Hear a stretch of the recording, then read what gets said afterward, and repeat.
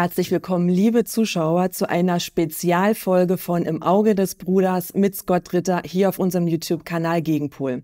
Mein Name ist Monique Stegemann und in dieser Woche haben wir Scott Ritter die Fragen gestellt, die ihr uns geschickt habt. Es geht also um folgende Themen. Xi ein Diktator, USA als guter Freund. Wohin steuert die deutsche Außenpolitik unter Annalena Baerbock? Neue Kampfpanzer für Deutschland. Werden sie sich mit den russischen Kampfpanzern messen können? Und welche Zukunftsvision hat Scott Ritter? Ist ein dritter Weltkrieg vermeidbar? Lieber Scott, heute machen wir eine Spezialsendung, wo die Fragen unserer Zuschauer im Mittelpunkt stehen werden. Die erste Frage betrifft die deutsche Außenpolitik und deren Wahrnehmung in den USA. Bundesaußenministerin Annalena Baerbock war erst kürzlich in Washington. Dort bezeichnete sie die USA als guten Freund Deutschlands. Kurz zuvor hatte Baerbock China brüskiert und Präsident Xi Jinping als Diktator bezeichnet. Entsprechend scharf war die Reaktion aus Peking. Wie schätzt du das ein? Welche Strategie verfolgt die Bundesregierung in ihrer Außenpolitik bei ihrer einseitigen transatlantischen Ausrichtung, während sie gleichzeitig Russland, China und selbst Indien vor den Kopf stößt? Dient es den deutschen Interessen, sich ausschließlich auf Washington auszurichten? Well, it appears that the government of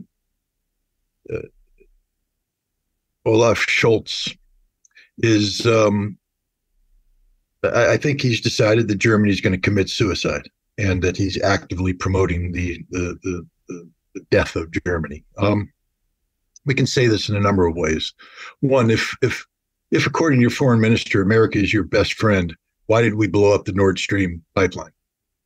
And Germany knows who blew up the Nord Stream pipeline. They know.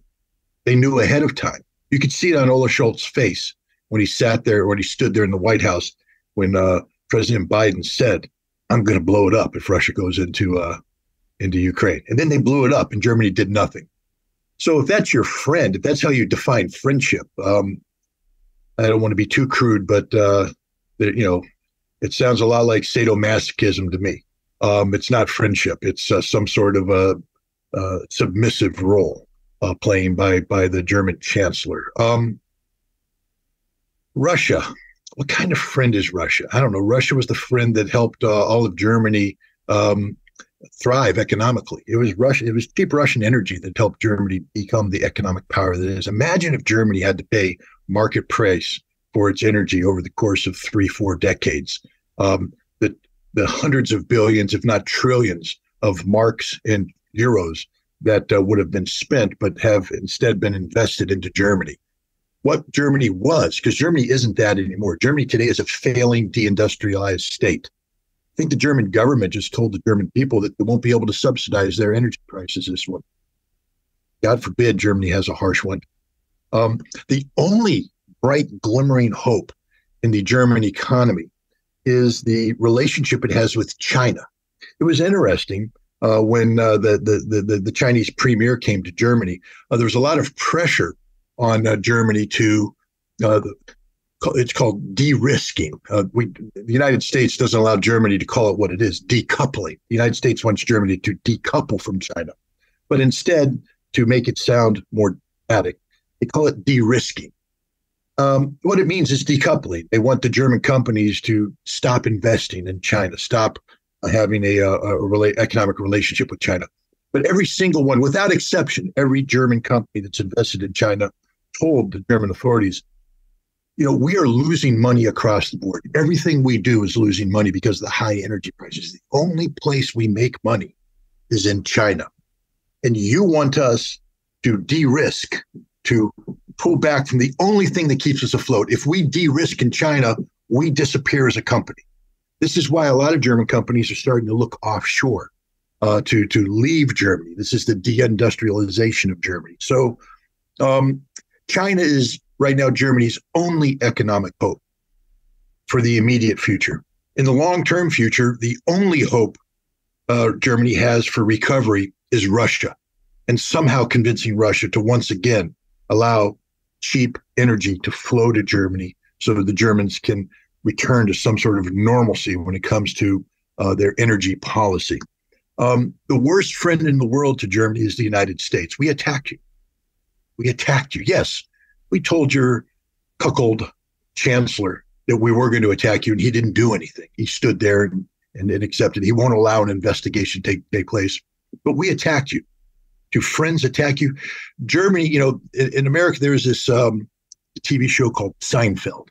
And there was an episode where basically the whole world flipped upside down, where friends became enemies, up became down, everything was backwards. And Germany's going through a long and tragic episode of Seinfeld, where it's opposites. Your friends are your enemies are your friends. Germany needs to start standing up on its own. The Germans need to start standing up on their own two feet. I know, I hear how difficult it is. I hear many Germans tell me that they are an occupied state, that they are totally beholden to the United States. Let me give you a professional tip, Germany, from an American. We were once an occupied state. Great Britain occupied us. We had to pay taxes to the British Crown without any representation. We held a revolution. We liberated ourselves. That's why we're free people. If you want to stop looking in the mirror and bemoaning the fact that you are an occupied state beholden to the United States, hold a revolution. And I'm not talking about violence. I'm just talking about going to the streets and telling America, get the hell out of my country. What more harm can America do to you? They've already destroyed your economy. They don't care about you. They dragged you into a conflict with Russia. They've dragged you into supporting a Nazi regime in Ukraine. How much more can Germany be debased? You've allowed America to do everything possible to turn you into the wreckage of a nation that you are. Friends, we're not your friends. We're your worst nightmare. We're your enemy from hell. Your friends, point to Moscow. They actually care about you. Point to China. They're willing to do business with you, but not America. We just want to dominate you. That's okay. If you want to wear tight black leather and run around with a little rubber ball in your mouth, be my guest. We'll be more than happy to appease you. But if you want to be free men and free women, stand up and kick us the hell out of your country. Die Erfahrungen des Ukraine-Kriegs scheinen auch im deutschen Verteidigungsministerium und bei der Bundeswehr angekommen zu sein. Die deutsche Rüstungsindustrie verstärkt nun ihre Bemühungen zur Produktion eines neuen Kampfpanzers. So soll laut Medienberichten eine neue Kampfpanzerallianz zusammen mit Italien, Spanien und Schweden geschaffen werden. Gleichzeitig laufen bereits Entwicklungen gemeinsam mit Frankreich um ein Kampfpanzerprojekt mit dem Namen Main Ground Combat System. Wie bewertest du diese Projekte? Könnten diese Projekte die deutsche und die europäische Verteidigungsfähigkeit verbessern? Könnten diese neu entwickelten Kampfpanzer sich mit den modernsten russischen Kampfpanzern messen?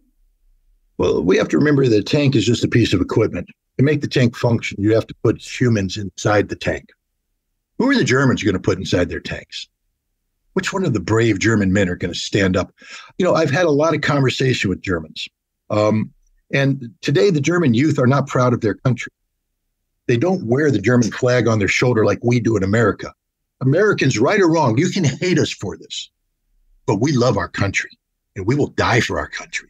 We will fly the flag proudly. We will climb in the tank, and we will go forward, and we will slaughter you. We've done it before. We'll do it again. Germans used to be warriors. They used to have a reputation. The Prussian officer class was the pride of the world. It's a shame it got corrupted by Nazi ideology, but there was a time when Germans knew what Germany was, and they're willing to fight and die for Germany. How many Germans are willing to die for Germany today? And the answer is not enough.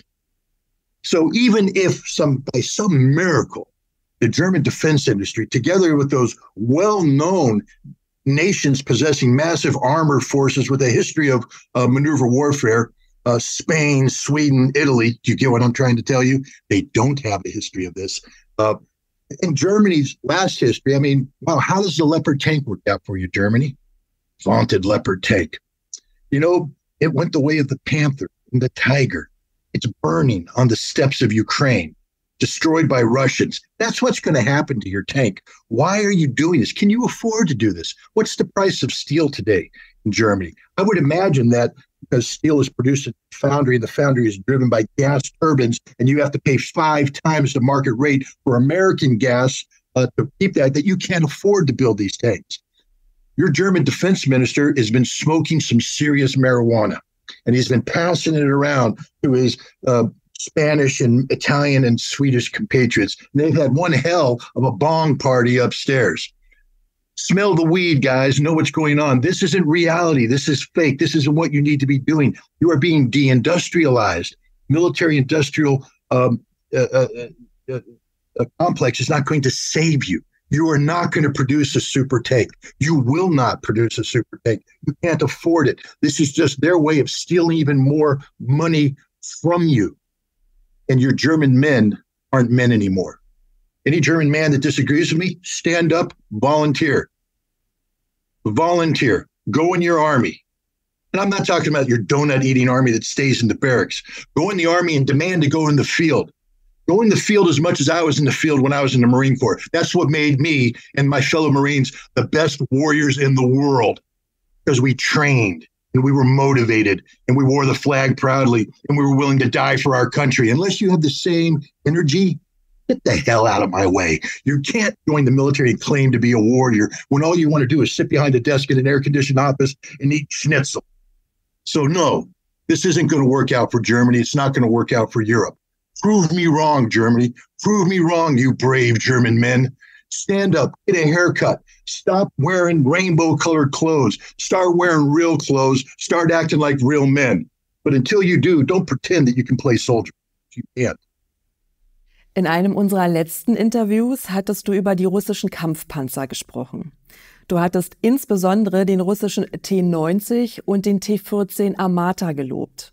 Unsere Zuschauer wollten wissen, warum genau diese Kampfpanzer ihren westlichen Gegenmodellen wie M1 Abrams, Leopard 2 oder Challenger 2 überlegen sind. Kannst du da bitte ins Detail gehen? Well, again, a tank is a piece of equipment. That's all it is. It's a piece of equipment. I already talked about this. What makes the Russian battle tank better than anything in the West is the men inside it, who want to be inside it, who know what they're doing. And it's not just the men, but they're part of a system, an organization that has a doctrine, that has tactics and operational theory that make the tanks work. So that working all as a team is what makes the Russian tank better. But individually, the Russian tank is, first of all, cheaper. Anybody who's been to war, and again, I'm sorry for all the German men out there because I know you haven't. So just work with me here. I'll try to explain how this works. It's very difficult, by the way, combat. It's very hard. You could try it sometimes. Go out in the field and just don't sleep for about 3 or 4 days. Take handfuls of sand and rub it in your eyes. Have somebody come around and bang noise in your ear so you can't sleep. You get confused. They'll blindfold you, spin you around, take the blindfold off, and then you have to function. And now you begin to understand 1/10 of what combat is like. It's hard and nothing works. That's the thing about combat, because you're not in a barracks. You're not in a nice little air-conditioned Mercedes-Benz barracks where you have guys with all their tools available to repair the equipment. When stuff breaks, it needs to be fixed now. Germany, the West, over-engineers their equipment. Oh, it looks nice on paper. And when you put it in the training field, it can do all the little neat tricks that it's supposed to do sometimes. When it breaks, it disappears and all the mechanics swarm over it and they fix it. That's not how war works, guys. When it breaks, you need to have it fixed now. The Russian equipment, when it breaks, can be fixed nearly instantaneously. They pull it out to a repair depot. The Russian mechanics come in. They pull out the broken piece of equipment. They put in the new piece of equipment. Boom, boom, boom. Back into combat it goes. That's how it works, guys. You see, you rarely get a lethal kill on a tank. I know everybody's seen the videos where the turret flies off and all that kind of stuff. Yay, nice shot, guys. It doesn't happen that often. Generally what happens is it blows a tread, sprocket's gone, an engine blows out, there's some hydraulic malfunction, and the tank freezes there. Now, if you abandon that tank on the battlefield and the enemy captures it, it's a lost tank. But generally what happens is you can go and recover this tank and then repair it. What makes the Russian tank better is that until you knock the turret off, it has multiple lives. It's like the cat with 9 lives. It keeps coming back, and it comes back quick. Bang, you blew off the tread. Boom, it's back tomorrow. You go, what the hell? Yesterday I just blew off the tread. Why is it back? Because it's easy to fix, guys. Meanwhile, your tank hiccups, boom, and it's gone for a week, 2 weeks, 3 weeks. But if you're a Ukrainian tank, it's gone for months because it doesn't get repaired in Ukraine. It has to be taken back to Germany or Europe to be repaired. So when you have a tank have a hiccup, it's gone. It doesn't come back. So the Russian tanks, they sort of self-multiply here. It's it's like a hydra. It's like, you cut off the head of the snake, boom, two pop up. What the hell just happened there? That's what makes the Russian tank better. The other thing is the Russian tanks have been designed to fight European tanks. They have reactive armor. They have armor systems. They have radar systems designed to defeat all of the systems. These are the new tanks, the T-90s and the T-14s. So all these little trick weapons that the Ukrainians in Europe want to use, the Javelin missile, try to use a Javelin against a T-90 and see what happens. Its self-defense system picks it up. It shoots a shotgun blast. It nullifies the Javelin's blast. The tank ain't destroyed. Could you damage the tank? Sure, you can damage the tank. But guess what happens when you damage a tank? It gets pulled back, gets repaired, and comes back. You didn't destroy it, did you? Meanwhile, every Russian weapon is designed to eviscerate NATO tanks, even your little super tank. Because let me give you a hint. Europe, Germany. You know what you have right now? You have a lot of disaffected people. They're not very happy. Now, the CIA just had one of those campaigns where they tried to get the Russians. They said, if you're unhappy with us, call us. Here's a Google account. We'll talk to you so you can spy on your country. I'll tell you how many Russian spies the CIA has been able to recruit with that technique. 0. None. Meanwhile, Russia, has Russia run an advertisement on German TV lately telling the German workers, hey, if you're unhappy, contact us, spy? Nope, because that's not how professional intelligence organizations work. What they do is they walk around and they listen. They hang out in bars, they listen. They find out the guys who are really, really pissed off, excuse my language, about the situation. And they go to him, they say, do you want to do something about it? What do you want to do about it? And that guy goes, well, I'm mad. I don't agree with you. Boom. Now, next thing you know, the designer that's in there with your fancy new tank, he's copying all the blueprints. And he's sending those blueprints to the Russians. And the Russians are studying your tank. So you're sitting there working with the famous armor fighters in Italy, Spain, and Sweden. They're not. And you're going to design the perfect combat system based upon their extensive experience. They have none. But no matter what you design, I can guarantee you those designs are going to Russia because the German workforce isn't loyal to Germany anymore. Again, I come back to what I talked about earlier.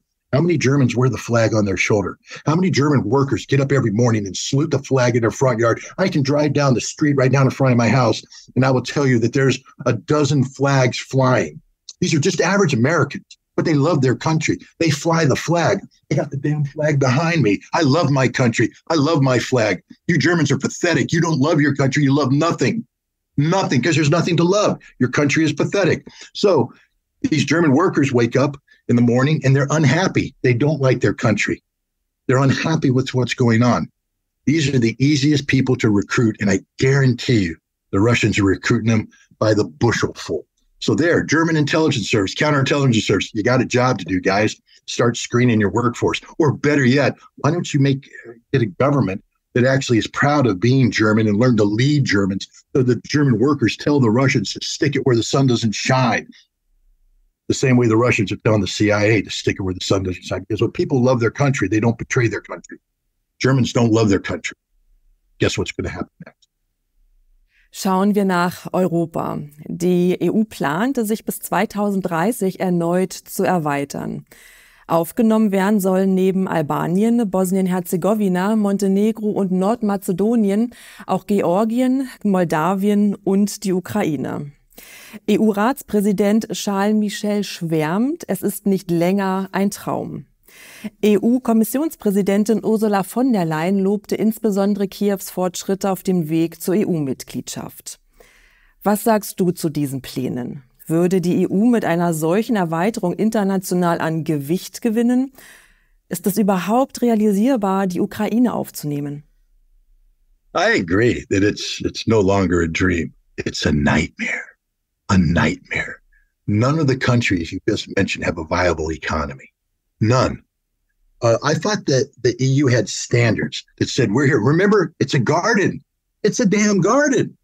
So to come in to the garden, you have to have a pedigree. Somebody has to say, this rose is a beautiful rose. It's a pure rose. It's wonderful. We want to plant it in the garden, and it helps make the garden beautiful.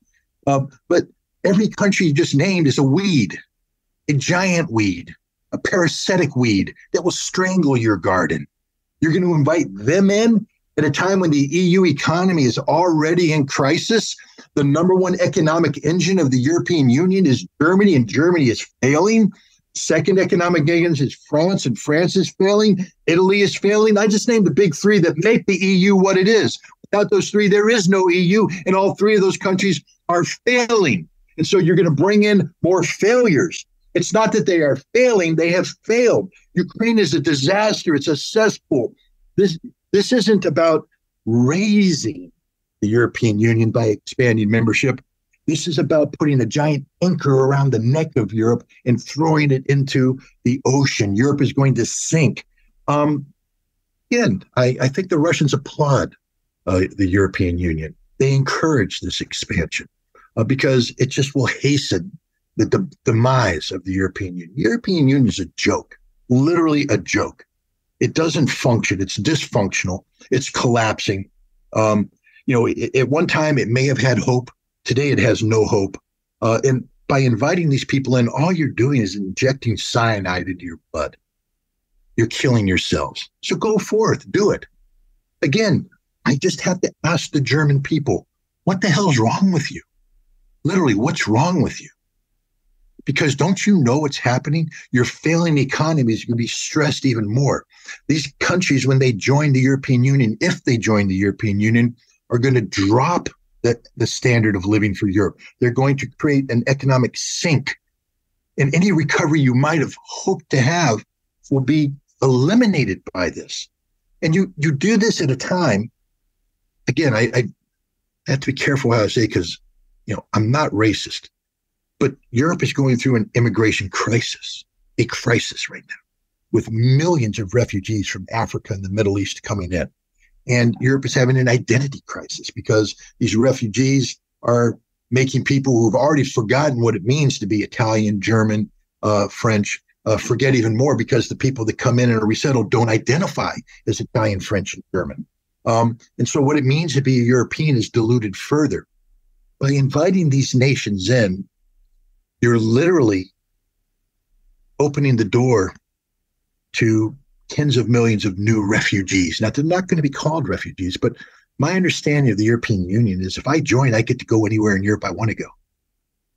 So all you've done is said, all these people who can't get a job in the failing economies of the nations that you're going to invite in are now free to come in and join and move to the rest of Europe and take jobs away from the native people at a time when there's already a stress brought in by millions of refugees. This is the dumbest policy in the world. But then again, it's a European policy, so that's sort of redundant. Vor über 25 Jahren wurdest du noch in deiner Tätigkeit als UN-Waffeninspekteur um eine Einschätzung über eine mögliche Militärintervention zugunsten der Separatisten im Kosovo befragt. Unsere Zuschauer interessiert heute, wie du die Lage damals im Kosovo und heute im Donbass vergleichen würdest. Während es für den Westen damals keine Zweifel gab und man ohne zu zögern einen Krieg begonnen hat für die Unabhängigkeit des Kosovo, wird eine vergleichbare Situation im Donbass und dem russischen Einmarsch in die Ukraine vom Westen verdammt und verteufelt. Lassen sich die beiden historischen Situationen vergleichen? Wenn ja, welche Schlussfolgerungen ergeben sich daraus? Sind Militärinterventionen und Referenden immer dann akzeptabel für den Westen, wenn sie seinen geopolitischen Interessen dienen?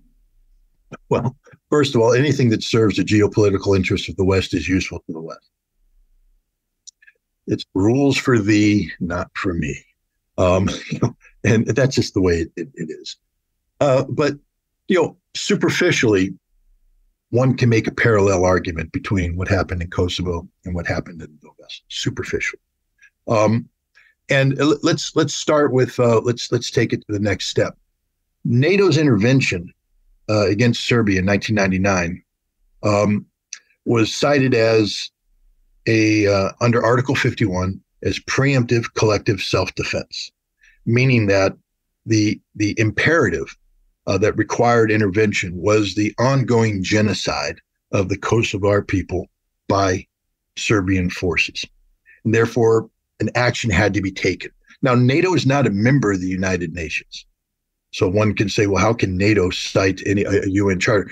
Yes, but NATO was allied with member states of the United Nations to create a collective defense organization. So it is a collective, preemptive, collective self-defense.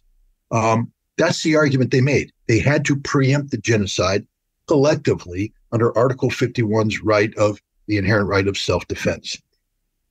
It's a viable legal argument. I know there's people out there say that I don't care what people think. Legally speaking, it's a viable legal argument, whether you agree with it or not. But now let's break it down, because the key aspect of this is the imperative. The imminent threat, the imminent danger that has to be preempted through military action was the ongoing genocide of the Kosovo people by the Serbians.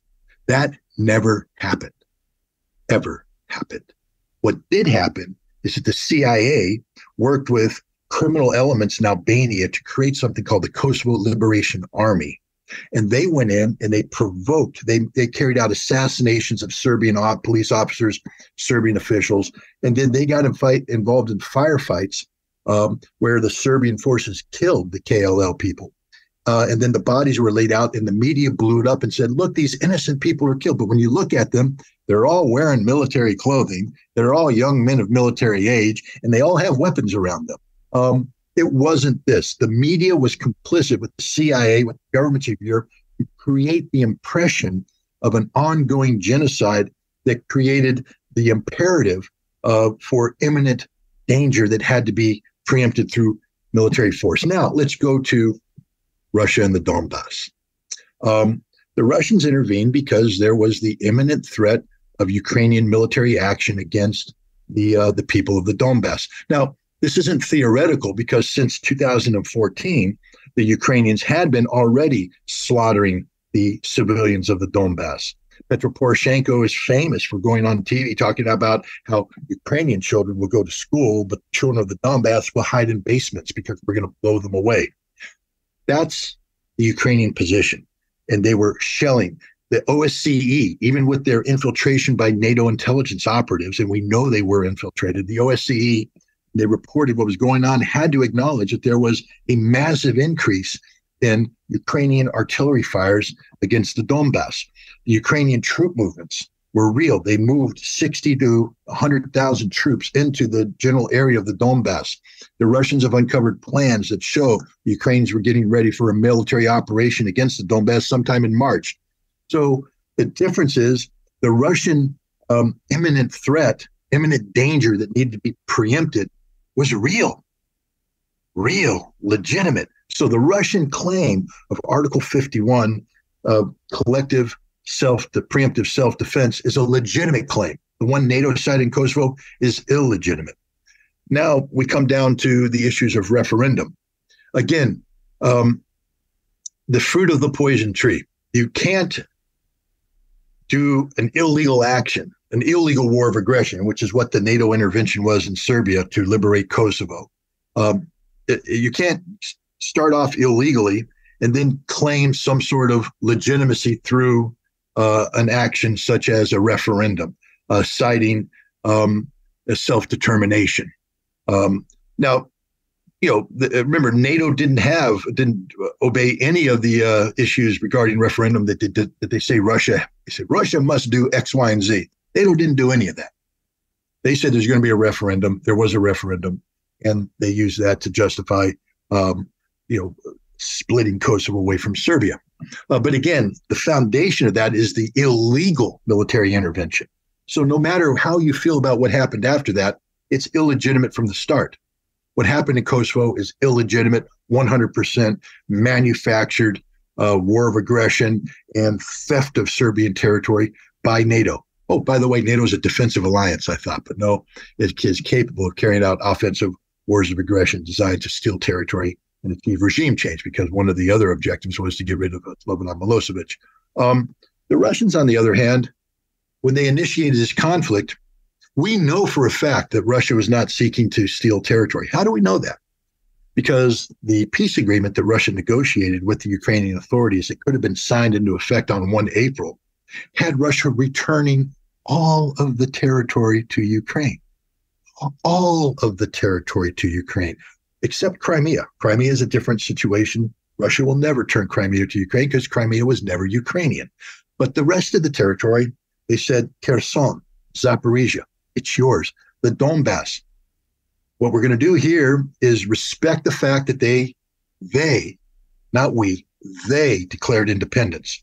And what we will do is we will say, once this ceasefire has taken place, there will be a referendum, an international referendum, where everybody gets to vote. And the people of the Donbass will decide what they want. Self-determination. Do they want to be independent? Do they want to be part of Russia? Do they want to remain in Ukraine? Let them decide. Do you see the difference in the Russian approach and the NATO approach? NATO approach was straight up theft of territory illegally, based upon an illegal war of aggression. The Russians are a legitimate act of collective preemptive self-defense with no territorial aspirations. The peace agreement would have returned all occupied territory to Ukraine, all occupied territory that was occupied by Russia after February 24th, to Ukraine. The Donbass would have been set up for an internationally monitored referendum. Now, Ukraine turned its back on this. And in doing so, Ukraine also began to empower certain political elements inside Ukraine, the right wing, the Banderist elements, who have said that that is their job to slaughter Russians, to make Russian language unlawful, to close down the Russian Orthodox Church, to ban Russian books, to ban Russian music, to ban Russians, period. And faced with this new reality that Ukraine did not want peace, that the NATO, the collective West, Germany, was supporting these Nazis in this effort to commit genocide against the Russians then were compelled to say, we must preserve the lives of the Russians who are in the territories that we currently occupy. So they held referendums in Kherson, Zaporizhia, Donetsk, and Lugansk.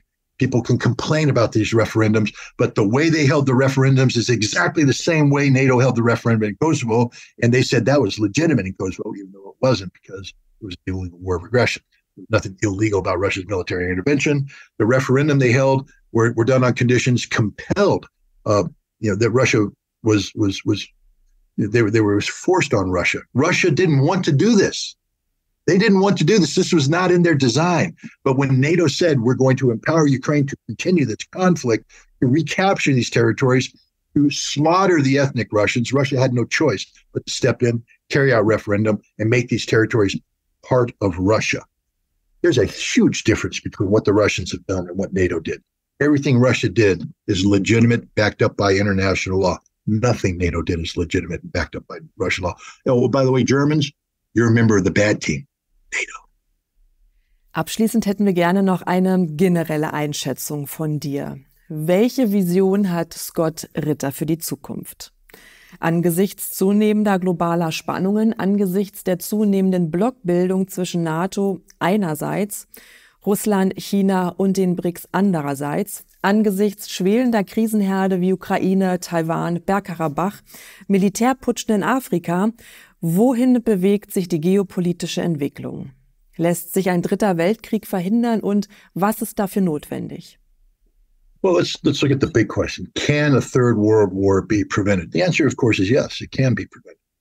All it requires is rational actors to act rationally. But NATO is not a rational actor. Germany today is not a rational actor. There's almost no nation in Europe today that's a rational actor. They've all been infected by the corrupt unilateral vision of America. America is the number one threat to the world today. American policy seeks to continue to breathe life into the decrepit rules-based international order that was brought into being at the end of the Second World War. Well, it ain't the end of the Second World War anymore. The Cold War is over. We're into a new era, an era defined by multilateralism. an era defined by shifting geopolitical centers of gravity. The world doesn't rotate around America anymore. The concept of American exceptionalism is dead. America is not the exceptional power. It is a power. It is even a great power, but it's not the exceptional power. It's not the sole remaining power. There are competition out there. China is dominating America economically. Russia is dominating America militarily. And collectively, Russia, China, together with other nations like that Europe derisively calls the global south, or to cite the jungle. The jungle is coming together in an economic bloc that swamps Germany's potential. Germany's on the wrong side. Germany could, and in Europe could, do very well if they would just understand that following American unilateral hegemony is a death sentence. That if you want to succeed, you need to start focusing on becoming part of a multilateral world. It doesn't mean subordinating yourself to China. It means joining China together as part of a forum where everybody's voice gets heard, where you don't have a Chinese leader standing next to a German cuckold chancellor saying, I'm going to blow up your sole way of making your economy viable. I'm going to blow up your pipeline. And the chancellor does nothing because he's already submissive mistress of the American master. China doesn't operate that way. Russia doesn't operate that way. Germany could relearn how to be a sovereign nation by joining the multipolarity, by joining the team, but instead of subordinating itself to the American hegemon. If NATO, what is the future for NATO? It's a dead organization. It's literally dead man walking. It has no viable mission. It has no viable way of sustaining itself. People need to understand that there's a world of difference between idiots in Brussels putting out papers, putting out PowerPoint presentations, making speeches, and then translating all of that into reality. Again, your super tank is one aspect of that. People can talk about a super tank. They can design a super tank. They can spend money on it. You're never going to get a super tank. Never. That's my prediction. It'll never happen. It'll go the way of the dinosaur. We live in a dangerous world because Francis Fukuyama, an American historian and political scientist, back when the Soviet Union collapsed, talked about the end of history. Basically said that with the collapse of the Soviet Union, it's the end of ideological conflict, and that American neoliberalism has emerged victorious. We are the dominant force in the world. That means that the world is just going to revolve around America forever, the end of history. What an absurd notion. Because with the collapse of the Soviet Union, there was a lot of problems. It was a messy, it should have been a messy divorce. That would have been nice. Because when you have a messy divorce, people actually fight it out up front, and they divide the property up front, and then they walk away, etc. But Gorbachev, Bush, and everybody tried to make it an easy divorce, a painless divorce. But in doing so, all the problems that existed were suppressed, and we see them rising today. The conflict in Ukraine is example number one. The issue of Ukraine should have been resolved right at the start. Crimea should have been stripped away. The Donbass should have been stripped away. The Russian people should have been given the right of referendum. Europe would have recognized that Ukraine as a fake nation state, an artificial entity populated by corrupt people who trace their lineage back to Stepan Bandera. This all would have come out in the divorce. But they didn't have it. They just said, nope, here's Ukraine, a nice little baby. Let's put it out there. And now we're paying the price. The situation in Nagorno-Karabakh with Armenia and Azerbaijan is the same thing. It should have been resolved then, but it wasn't. And now it's coming back to haunt. We see the collapse of the Ottoman Empire at the end of the First World created a lot of problems too. In Syria, in Iraq, the Vilayet of Aleppo, the Vilayet of Mosul, were considered by the Turks of the Anatolian Peninsula to be part of Anatolia. But because Western nations came in, they redrew the maps, they've created problems.